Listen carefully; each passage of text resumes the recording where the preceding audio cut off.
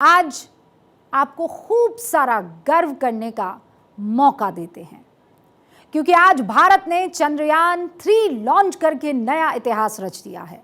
और इस सफलता की साक्षी आपके और हमारे साथ 140 करोड़ हिंदुस्तानी बने हैं। भारत की ये कामयाबी सुनहरे शब्दों में लिखी जाएगी और आप भी अपने बच्चों को, अपनी आने वाली पीढ़ी को बता पाएंगे कि चंदा मामा अब दूर के नहीं, पास के हैं।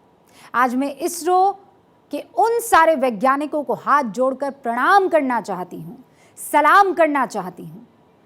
इसरो के chairman S Somanath, mission director doctor Ritu Karidhal Srivastava, Chandrayaan three के project director P Veera Muthuvel, Vikram Sarabhai space centre के director S Unnikrishnan Nair, launch authorisation board के chairman A Rajarajan, UR Rao, satellite centre के डायरेक्टर M शंकरन और मिशन डायरेक्टर मोहन कुमार।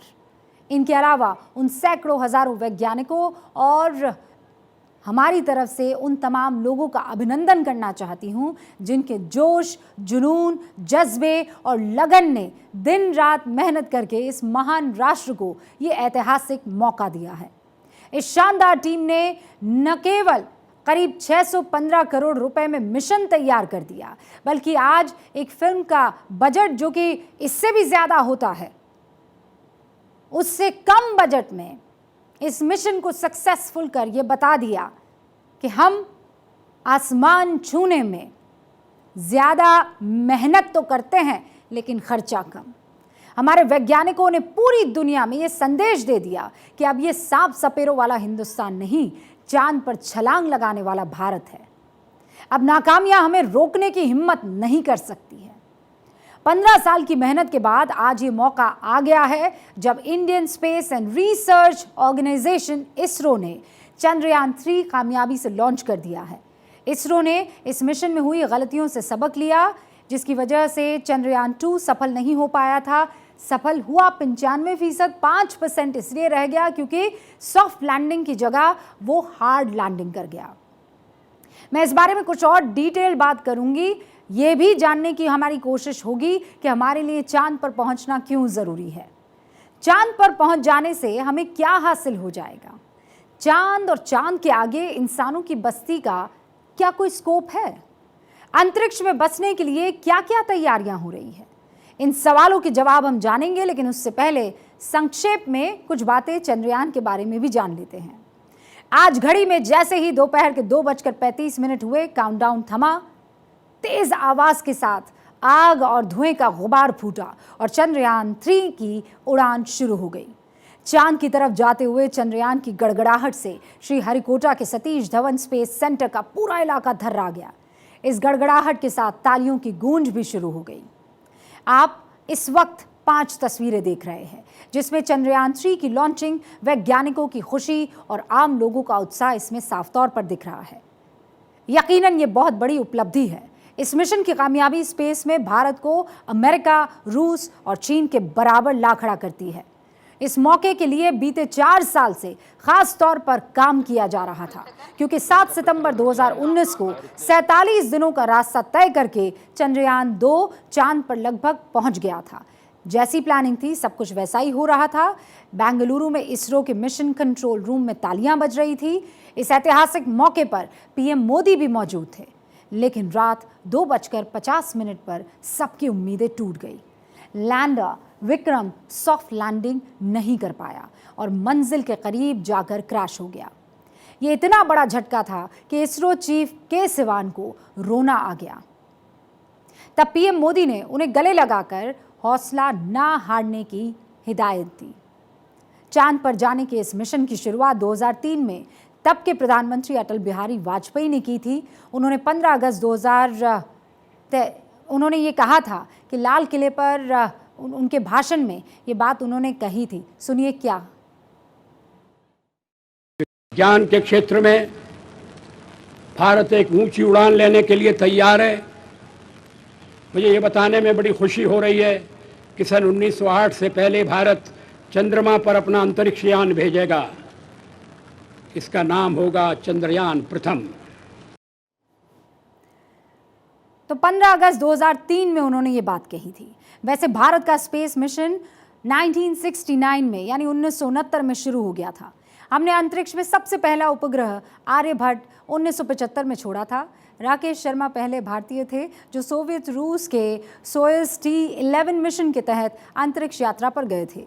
वो अंतरिक्ष जाने वाले दुनिया के 138वें यात्री थे जो 7 दिन 21 घंटे और 40 मिनट तक वहां रहे।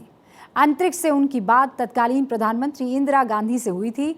उस बातचीत का अंश भी सुनिए। ऊपर से भारत कैसा दिखता है आपको?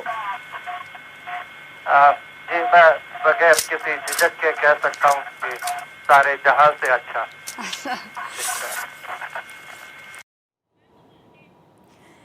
वाकई सारे जहां से अच्छा हिंदुस्तान हमारा। 1969 का जुलाई का यही महीना था। आप स्क्रीन पर वो तस्वीरें देख रहे हैं। दोनों अमेरिकी अंतरिक्ष यात्री नील आर्मस्ट्रॉन्ग और आल्ड्रिन, वो दोनों पहली बार अपोलो मिशन के तहत चांद की ऊबड़ खाबड़ ज़मीन पर उतरे थे। नासा के अनुमान के अनुसार इस अपोलो मिशन से करीब 4 लाख लोग जुड़ गए थे। इन्होंने चांद पर एक तख्ती भी लगाई थी जिस पर लिखा था, जुलाई 1969 ईस्वी पृथ्वी से आए इंसान ने पहली बार इस जगह चांद पर कदम रखा। हम सारी मानव जाति की शांति के लिए यहाँ पर आए हैं। लेकिन फिर मैं उसी बेसिक सवाल पर लौट रही हूँ कि चांद पर जाने के लिए इतनी मशक्क़त आखिर क्यों हो रही है? इसके जवाब के लिए मशहूर वैज्ञानिक जेम्स और ग्रेगरी बेनफोर्ड को आपको सुनना चाहिए, जिन्होंने इस सवाल के जवाब में कहा था, सितारों के पास क्यों जाएं? क्योंकि हम उन प्राइमेट्स के वंशज हैं जिन्होंने अगली पहाड़ी की ओर जाने का फैसला किया। क्योंकि हम धरती पर अनिश्चित काल तक जीवित नहीं रह पाएंगे, क्योंकि वहाँ तारे हैं जो अनंत संभावनाओं का संकेत दे रहे हैं। आप ये मत सोचिए कि धरती पर अब कुछ नहीं बचा, यहाँ अभी बहुत जान बाकी है। लेकिन साइंस और वैज्ञानिक हमेशा भविष्य की ओर देखते हैं, कई पीढ़ी आगे की सोचते हैं। इसीलिए उनको नज़र आ रहा है कि जब इंसानों की अगली मंजिल अंतरिक्ष ही है, इस जवाब की तलाश में हमें कुछ 100 साल पीछे इसलिए जाना ज़रूरी है।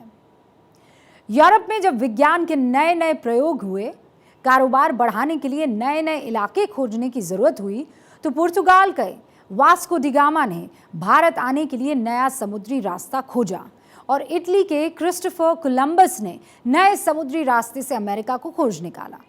इन नए समुद्री रास्तों ने यूरोप को मालामाल और ताकतवर बना दिया। उस दौर में जो काम समंदर ने किया, अब वही काम अंतरिक्ष में होगा। यानी अब जो देश अंतरिक्ष में अपना दबदबा बढ़ाएगा, वो न सिर्फ अपनी भावी पीढ़ी को रोजगार, संसाधन, विकास और शक्ति देगा, बल्कि सुरक्षित भी रखेगा। इसीलिए चाहे अमेरिका हो, रूस हो, चीन हो या फिर हम, सबका जोर स्पेस में शक्तिशाली बनना है। इसीलिए मिशन चंद्रयान 3 सिर्फ भारत के लिए ही नहीं बल्कि पूरी दुनिया के वैज्ञानिकों के लिए महत्वपूर्ण है, क्योंकि जब करीब 3.84 लाख किलोमीटर का सफ़र और करीब 40-45 दिन के बाद लैंडर विक्रम चंद्रमा की ज़मीन पर उतरेगा, तो वो खबर भेजेगा जिसे दुनिया के वैज्ञानिक अब तक नहीं जान पाए हैं। और उसी खबर का इंतज़ार हम भी कर रहे हैं, इस दुआ और इस उम्मीद के साथ कि इस बार लैंडिंग सॉफ्ट हो।